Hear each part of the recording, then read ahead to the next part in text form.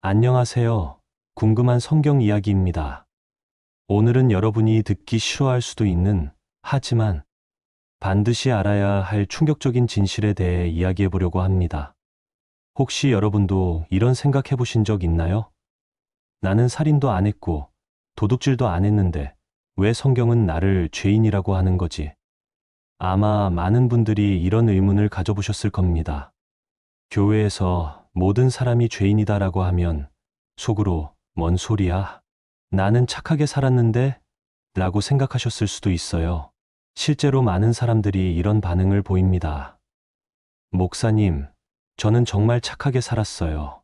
부모님께 효도했고, 가족들에게도 잘했고, 이웃에게 피해도 안 줬는데, 왜 죄인이라고 하나요?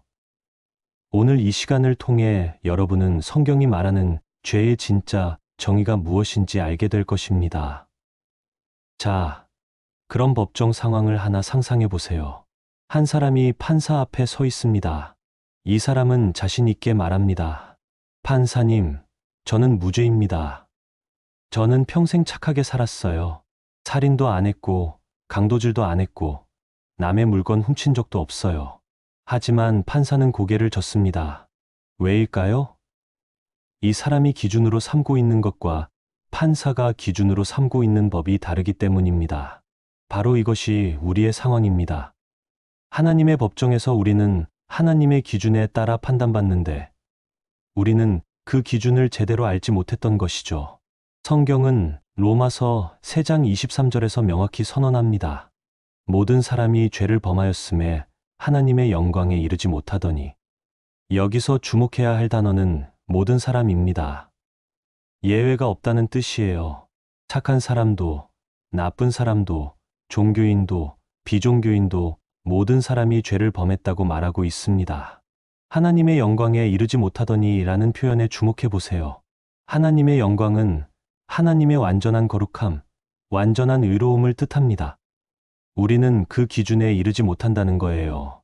마치 올림픽 높이뛰기에서 2m를 넘어야 하는데 누군가는 1.9m, 누군가는 1.5m, 누군가는 1m를 뛴다고 해봅시다. 누가 더 높이 뛰었느냐는 중요하지 않아요. 2m를 넘지 못했다는 점에서는 모두 실격입니다. 요한일서 1장 8절은 더욱 직설적입니다. 만일 우리가 죄 없다 하면 스스로 속이는 것이요. 또 진리가 우리 속에 있지 아니할 것이요. 성경은 우리가 죄 없다고 주장하는 것 자체를 자기 기만이라고 말하고 있어요. 이 얼마나 충격적인 선언입니까?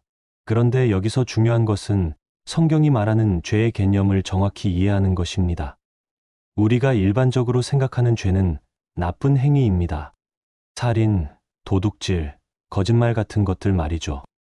하지만 성경이 말하는 죄는 단순히 행위의 문제가 아니라 본성의 문제입니다. 히브리어로 죄를 뜻하는 단어, 하타는 원래 관역을 빗나가다라는 뜻입니다. 활을 쏘는데 관역 한가운데를 맞히지 못하고 빗나간 것이죠. 하나님의 기준이라는 관역을 우리가 맞히지 못했다는 의미입니다. 설령 관역 근처에 맞췄다고 하더라도 정중앙을 맞히지 못했다면 빗나간 것입니다. 로마서 5장 12절을 보세요. 그러므로 한 사람으로 말미암아 죄가 세상에 들어오고 죄로 말미암아 사망이 들어왔나니 이와 같이 모든 사람이 죄를 지었으므로 사망이 모든 사람에게 이르렀느니라.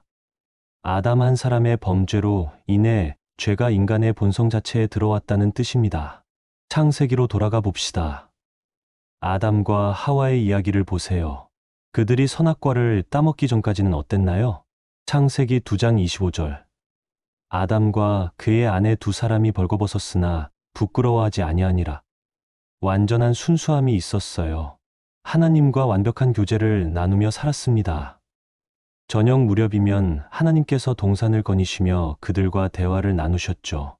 그런데 창세기 3장에서 뱀의 유혹을 받아 선악과를 먹자마자 어떻게 됐나요? 이에 그들의 눈이 밝아져 자기들이 벗은 줄을 알고 무화과 나무 잎을 엮어 치마로 삼았더라. 부끄러움과 두려움이 찾아왔어요. 하나님께서 내가 어디 있느냐고 부르시자 그들은 나무 사이로 숨었습니다. 아담은 변명했어요. 하나님이 주셔서 나와 함께 있게 하신 여자, 그가 그 나무 실과를 내게 줌으로 내가 먹었나이다. 자기 잘못을 하나님과 아내에게 떠넘기는 모습이었죠. 하와도 마찬가지였어요. 뱀이 나를 꿰므로 내가 먹었나이다. 이것이 죄가 들어온 후 인간의 모습입니다. 책임 회피, 변명, 남 탓. 이런 것들이 우리 본성에 뿌리내린 거예요. 결국 그들은 에덴 동산에서 쫓겨났습니다. 생명나무에 이르지 못하게 되었죠. 이것이 바로 죄의 결과입니다. 하나님과의 단절, 영적 죽음 말이에요. 가인과 아벨의 이야기도 보세요. 창세기 4장입니다. 하나님께서 아벨의 제사는 받으시고 가인의 제사는 받지 않으시자 가인이 어떻게 했나요? 분했어요. 시기와 질투가 마음에 가득했죠. 하나님께서 가인에게 말씀하셨어요. 내가 선을 행하면 어찌 낯을 들지 못하겠느냐. 선을 행하지 아니하면 죄가 문에 엎드려 있느니라. 하지만 가인은 아벨을 들로 이끌고 가서 쳐 죽였습니다. 인류 최초의 살인 사건이에요. 형제를 죽인 거죠. 왜 이런 일이 일어났을까요? 죄의 본성 때문입니다. 이걸 좀 더 구체적으로 생각해 보세요. 갓 태어난 아기를 보면 순수해 보이잖아요. 하지만 조금만 자세히 관찰해 보면 어떤가요? 아무도 가르쳐 주지 않았는데도 아기는 자기 것을 빼앗기면 울고 자기 마음대로 되지 않으면 짜증을 냅니다. 이것이 바로 죄의 본성이에요. 우리는 태어날 때부터 이기적인 존재로 태어납니다. 예수님은 이런 우리의 실상을 정확히 꿰뚫어 보셨습니다. 마태복음 5장 28절에서 여자를 보고 음욕을 품는 자마다 마음에 이미 간음하였느니라 고 말씀하셨어요. 행동으로 옮기지 않았어도 마음으로 이미 죄를 지었다는 뜻입니다. 마태복음 5장 2일에 2절도 보세요. 옛사람에게 말한 바 살인하지 말라 하였다마는 나는 너희에게 이르노니 형제에게 노하는 자마다 심판을 받게 되고 미련한 놈이라 하는 자는 지옥 불에 들어가게 되리라. 실제로 사람을 죽이지 않았어도 형제에게 화를 내는 것만으로도 살인과 같다는 말씀입니다. 요한일서 3장 15절도 마찬가지입니다. 그 형제를 미워하는 자마다 살인하는 자니 실제로 살인하지 않았어도 마음으로 미워하면 이미 살인한 것과 같다고 하시네요. 이 말씀들이 얼마나 충격적인지 아시겠나요? 우리의 기준으로는 착한 사람도 하나님의 기준으로는 죄인이라는 뜻입니다. 우리가 나는 살인 안 했어 라고 말할 때 하나님은 너는 형제를 미워했잖아 라고 말씀하십니다. 우리가 나는 간음 안 했어 라고 할 때 하나님은 너는 마음으로 음욕을 품었잖아 라고 하십니다. 직장에서 일하는 한 사람을 상상해 보세요. 그는 평생 법을 어긴 적이 없는 모범 시민입니다. 하지만 동료가 승진하는 것을 보면서 마음속으로 질투심을 느낍니다. 상사가 부당한 대우를 할 때 속으로 욕을 합니다. 집에 가서 가족들에게 짜증을 내기도 하죠. 겉으로는 착해 보이지만 내면에는 분노와 시기, 이기심이 끓고 있어요. 학교에 다니는 한 학생을 생각해 봅시다. 그는 반에서 모범생으로 통합니다. 하지만 시험때가 되면 친구의 답안지를 슬쩍 보고 싶은 유혹을 느끼죠. 다른 친구가 좋은 성적을 받으면 속으로 부러워하고 때로는 그 친구가 실수하기를 바라기도 합니다. 이런 마음들, 이것이 바로 성경이 말하는 죄의 실상입니다. 이런 죄의 결과는 무엇일까요? 로마서 6장 23절은 명확하게 선언합니다. 죄의 삭은 사망이요. 여기서 사망은 단순히 육체의 죽음만을 의미하지 않습니다. 하나님과의 영적 단절, 영원한 멸망을 의미해요. 지금 이 순간에도 수많은 사람들이 이런 상태에 있습니다. 겉으로는 성공적인 삶을 살아가고 있어요. 하지만 마음 깊은 곳에는 설명할 수 없는 공허함이 있어요.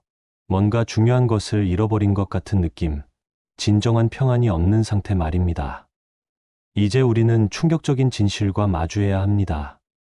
착하게 살아온 사람도, 법을 어기지 않고 산 사람도, 남에게 피해 주지 않고 산 사람도 하나님 앞에서는 죄인이라는 사실입니다. 우리의 선한 행위들로는 하나님의 완전한 기준을 만족시킬 수 없어요. 이사야 64장 6절은 이렇게 말합니다.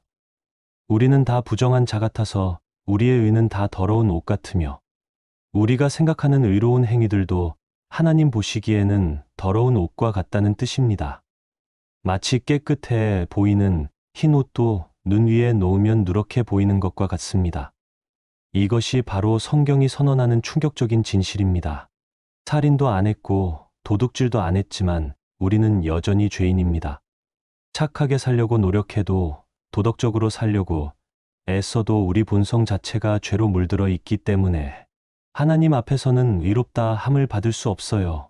하지만 여기서 절망하지 마세요. 왜냐하면 이 절망적인 진단이야말로 진정한 희망의 시작이기 때문입니다. 우리가 스스로의 힘으로는 구원받을 수 없다는 것을 인정할 때 비로소 하나님의 놀라운 은혜를 깨닫게 되거든요. 의사가 필요한 사람은 건강한 사람이 아니라 병든 사람입니다. 구원이 필요한 사람은 의로운 사람이 아니라 바로 우리 같은 죄인들입니다. 우리가 지난 시간에 살펴본 것을 다시 한번 정리해 봅시다. 성경은 분명히 말하고 있어요. 우리는 모두 죄인입니다. 그것도 행위만의 문제가 아니라 본성의 문제라고 했죠. 아담의 범죄로 인해 죄가 인간의 본성 자체에 들어왔고, 그래서 우리는 태어날 때부터 하나님의 기준에서 벗어난 존재라는 것을 확인했습니다. 그런데 정말 놀라운 사실이 하나 있습니다. 성경에 나오는 하나님의 사람들, 하나님이 크게 사용하신 인물들도 모두 우리와 같은 죄인이었다는 것입니다. 이들의 이야기를 통해 우리는 더욱 분명한 진실을 발견하게 됩니다. 다윗을 봅시다. 하나님의 마음에 합한 사람이라고 불린 다윗 말이에요. 사무엘하 11장의 그 유명한 사건을 아시죠? 어느 저녁 다윗이 왕궁 옥상에서 산책하고 있었습니다. 신하들은 전쟁터에서 목숨을 걸고 싸우고 있는데 왕은 편안히 궁에서 쉬고 있었죠. 그때 다윗의 눈에 들어온 것이 있었습니다. 목욕하는 한 여인의 모습이었어요. 그 순간 다윗의 마음에 음욕이 일어났습니다. 예수님의 말씀대로라면 다윗은 그 순간 이미 마음으로 간음한 것이었죠. 하지만 다윗은 거기서 멈추지 않았어요. 사람을 보내어 그 여인이 누구인지 알아보게 했습니다. 그 여자는 엘리암의 딸 밧세바가 아니니까 햇사람 우리아의 아내니이다. 다윗은 이미 유부녀라는 것을 알았음에도 불구하고 어떻게 했을까요? 사람들을 보내어 그녀를 궁으로 데려왔습니다. 그리고 그녀와 동침했어요. 얼마 후 밧세바가 다윗에게 전가를 보냈습니다. 내가 임신하였나이다. 이 말을 들은 다윗의 반응을 보세요. 회개했을까요? 아니요. 오히려 이 사실을 숨기려고 했어요. 다윗은 밧세바의 남편 우리아를 전쟁터에서 급히 불러들였습니다. 우리아야, 전쟁은 어떻게 되어 가고 있느냐? 요압 장군과 백성들은 평안하냐? 겉으로는 전황을 묻는 것 같았지만 실제 의도는 달랐어요. 우리아가 집에 가서 아내와 동침하게 해서 나중에 아이가 태어나면 우리아의 아이인 것처럼 꾸미려 했던 거죠. 하지만 우리아는 충성된 군인이었습니다. 언약궤와 이스라엘과 유다가 다 장막에 유하고 내 주 요압과 내 주의 부하들이 바깥틀에 유진하였거늘 내가 어찌 내 집에 가서 먹고 마시고 내 아내와 같이 자리이까 왕의 사심과 왕의 생명으로 맹세하옵건대 나는 이 일을 행하지 아니하겠나이다. 우리아는 자신의 왕이 자기 아내와 간음한 줄도 모르고 이렇게 충성을 다하고 있었어요. 다윗이 술을 먹여서라도 집에 보내려 했지만 우리아는 끝까지 궁궐 문 어귀에서 잠들었습니다. 그러자 다윗은 어떻게 했을까요? 더욱 악한 일을 계획했어요. 요압에게 편지를 써서 우리아의 손에 들려보냈습니다. 그 편지의 내용이 얼마나 냉혹한지 보세요. 너희가 우리아를 맹렬한 싸움에 앞세워 두고 너희는 뒤로 물러가서 그로 맞아 죽게 하라. 자기에게 충성하는 부하를 죽음으로 내모는 편지를 그 당사자의 손에 들려보낸 것입니다. 우리아는 자신의 죽음을 선고하는 편지를 들고 전장으로 돌아갔어요. 얼마나 잔인한 일입니까?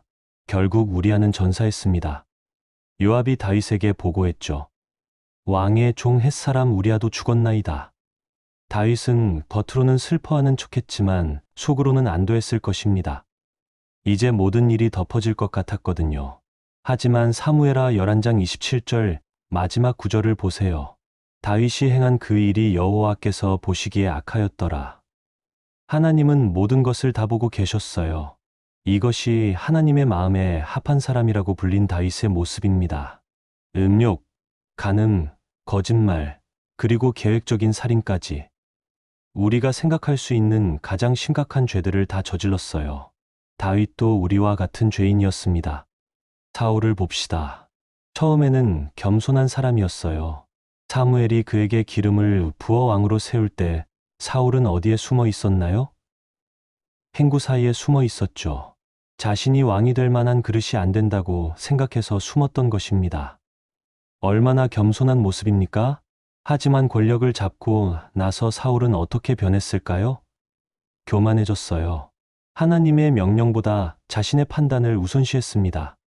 아말렉과의 전쟁에서 하나님은 분명히 말씀하셨어요. 사람이나 짐승이나 모든 것을 다 죽이라. 하지만 사울은 어떻게 했나요?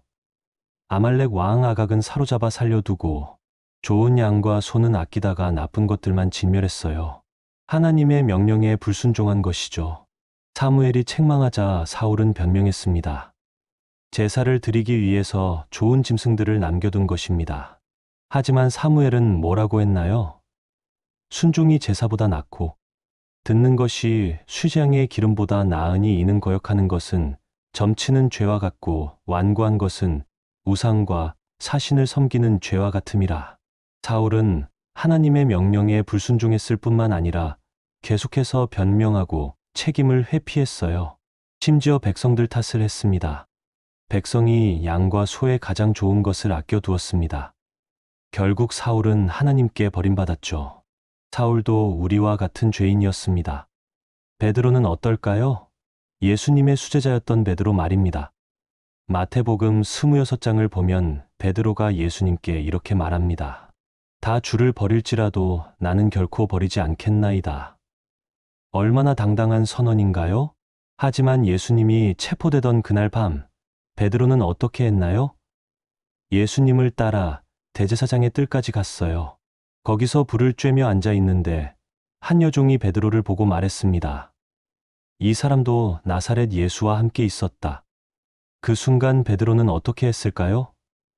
모든 사람 앞에서 부인했습니다. 나는 그 사람을 알지 못하노라. 두 번째도 마찬가지였어요. 나는 그 사람을 알지 못한다고 맹세하노라. 세 번째는 더욱 심했습니다. 저주하며 맹세하여 이르되 나는 그 사람을 알지 못하노라 하니 저주하며 맹세까지 했다고 되어 있어요. 이것은 내가 거짓말하면 하나님이 나를 벌하시라는 뜻입니다. 베드로가 얼마나 극심한 두려움에 사로잡혔는지 알 수 있어요. 그때 닭이 울었습니다. 베드로는 예수님의 말씀이 생각났죠. 닭 울기 전에 내가 3번 나를 부인하리라. 베드로는 나가서 심히 통곡했습니다. 예수님을 가장 사랑한다고 했던 베드로도 결정적인 순간에 예수님을 배신한 겁니다. 베드로도 우리와 같은 죄인이었어요. 바울은 어떨까요? 신약시대 최고의 사도였던 바울 말입니다. 로마서 7장에서 바울 자신이 고백하는 내용을 들어보세요. 내가 원하는 바 선은 행하지 아니하고 도리어 원하지 아니하는 바 악을 행하는도다. 오오라 나는 곤고한 사람이로다. 이 사망의 몸에서 누가 나를 건져내랴. 바울조차 자신 안에 있는 죄의 본성으로 인해 고민했다는 뜻입니다. 그는 또 디모데전서 1장 15절에서 이렇게 고백합니다. 미쁘다 모든 사람이 받을 만한 이 말이여. 그리스도 예수께서 죄인을 구원하시려고 세상에 임하셨다 하였도다. 죄인 중에 내가 괴수니라. 사도 바울이 자신을 죄인 중에 괴수라고 불렀어요. 이 얼마나 놀라운 고백입니까? 이처럼 성경의 모든 인물들이 우리와 같은 죄인들이었습니다. 그런데 여기서 우리가 놓치지 말아야 할 중요한 사실이 있습니다. 이들이 죄를 지었음에도 불구하고 하나님은 그들을 사용하셨다는 것입니다. 다윗은 간음과 살인을 저질렀지만 여전히 하나님의 마음에 합한 사람이라고 불렸어요. 베드로는 예수님을 부인했지만 초대교회의 기둥이 되었습니다. 바울은 자신을 죄인 중에 괴수라고 했지만 이방인의 사도가 되었죠. 어떻게 이런 일이 가능할까요? 바로 하나님의 은혜 때문입니다.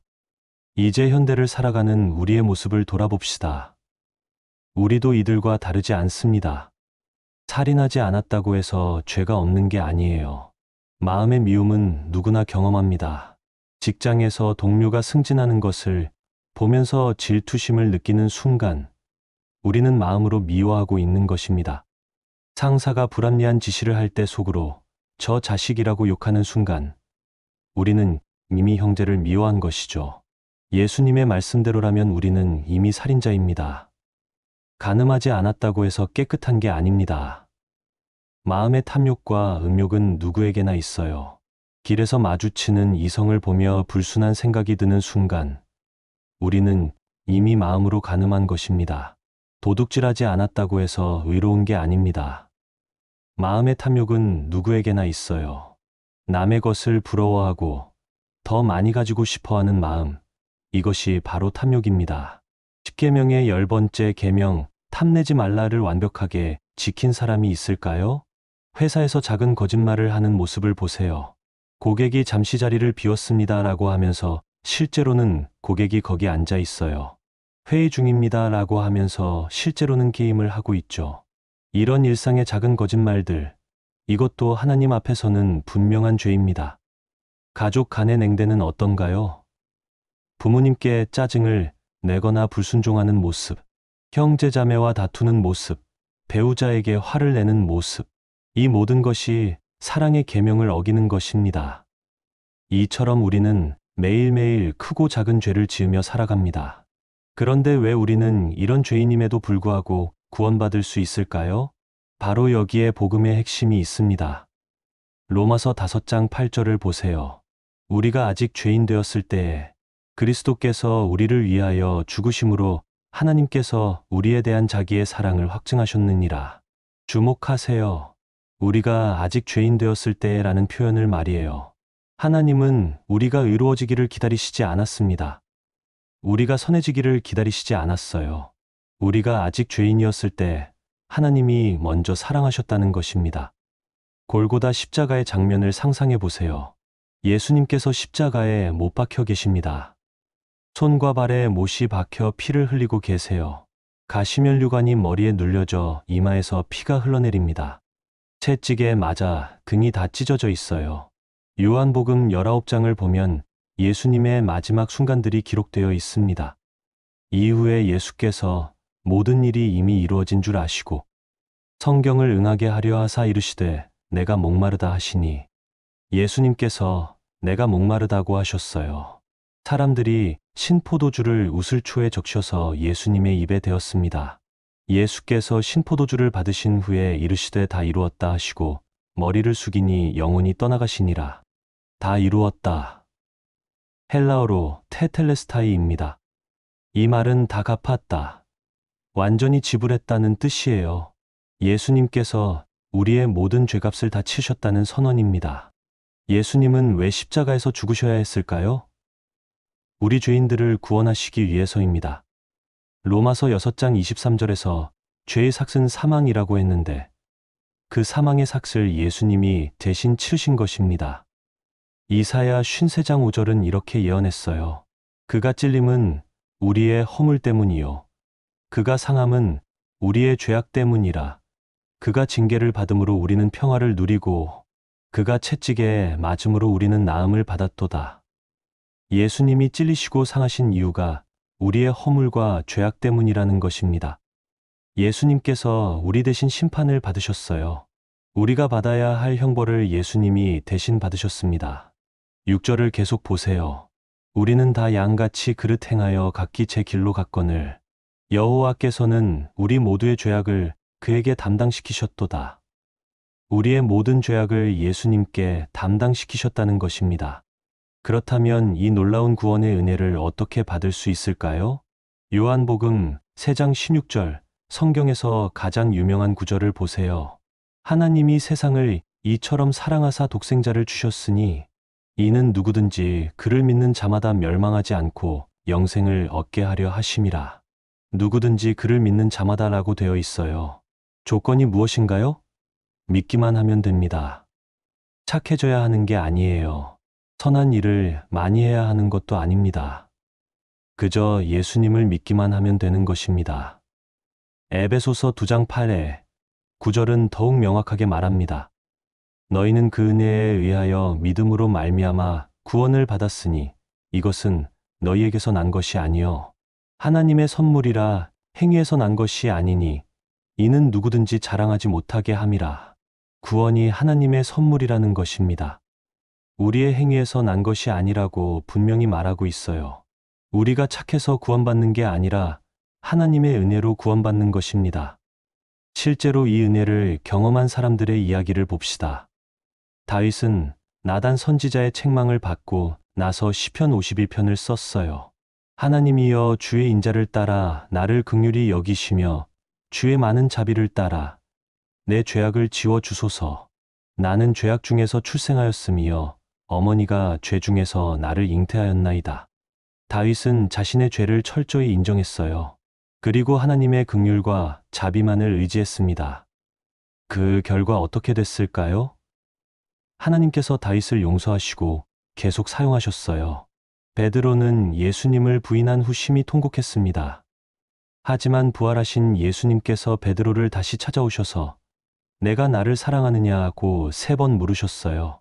베드로가 3번 부인한 것을 3번의 사랑 고백으로 회복시켜 주신 것입니다. 그 결과 베드로는 오순절날 담대하게 복음을 전했고 3,000명이 회개하는 역사가 일어났어요. 바울은 어떨까요? 원래 바울은 사울이라는 이름으로 교회를 핍박하던 사람이었어요. 스데반 집사가 돌에 맞아 죽을 때 그 옷을 지키고 있었죠. 얼마나 많은 성도들을 잡아 감옥에 넣었는지 모릅니다. 하지만 다메섹 도상에서 부활하신 예수님을 만난 후 바울은 완전히 변화됐어요. 교회를 핍박하던 자가 복음을 전하는 자가 되었습니다. 그리고 신약 성경의 절반 이상을 기록했죠. 이 모든 것이 하나님의 은혜였습니다. 지금도 이런 일들이 일어나고 있습니다. 절망적인 상황에 있던 사람들이 예수님을 만나고 완전히 새로운 삶을 살게 되는 것을 우리는 봅니다. 어떤 사람은 알코올 중독으로 가정이 파탄났어요. 직장도 잃고 가족도 떠나고 친구들도 등을 돌렸습니다. 그런데 교회에서 복음을 듣고 예수님을 영접한 후 완전히 달라졌어요. 술을 끊었을 뿐만 아니라 가정도 회복되고 새로운 직장도 얻게 되었습니다. 어떤 사람은 도박으로 수십억 원의 빚을 졌어요. 가족들에게 거짓말하고 사기를 치면서까지 도박 자금을 만들었습니다. 하지만 예수님을 만난 후 도박을 완전히 끊었어요. 시간이 걸렸지만 빚도 다 갚고 가족들과의 관계도 회복했습니다. 이런 일들이 어떻게 가능할까요? 바로 복음의 능력 때문입니다. 로마서 1장 16절은 이렇게 말해요. 내가 복음을 부끄러워하지 아니하노니 이 복음은 모든 믿는 자에게 구원을 주시는 하나님의 능력이 됨이라. 복음이 하나님의 능력이라는 것입니다. 이 능력이 죄인을 의인으로 만들고 절망을 희망으로 바꾸고 죽음을 생명으로 바꿉니다. 그렇다면 우리는 어떻게 해야 할까요? 가장 먼저 해야 할 일은 우리 자신이 죄인임을 인정하는 것입니다. 변명하지 마세요. 남과 비교하지 마세요. 하나님 앞에서 우리는 모두 죄인입니다. 요한일서 1장 9절을 보세요. 만일 우리가 우리 죄를 자백하면 그는 미쁘시고 이로사 우리 죄를 사하시며 우리를 모든 불의에서 깨끗하게 하실 것이요. 우리가 죄를 자백하면 하나님께서 우리를 용서해 주신다는 약속입니다. 여기서 자백한다는 것은 단순히 고백하는 것이 아니라 동의한다는 뜻이에요. 하나님께서 너는 죄인이다 라고 하실 때 맞습니다. 저는 죄인입니다 라고 동의하는 것입니다. 그 다음에는 예수님을 구주로 믿고 영접하는 것입니다.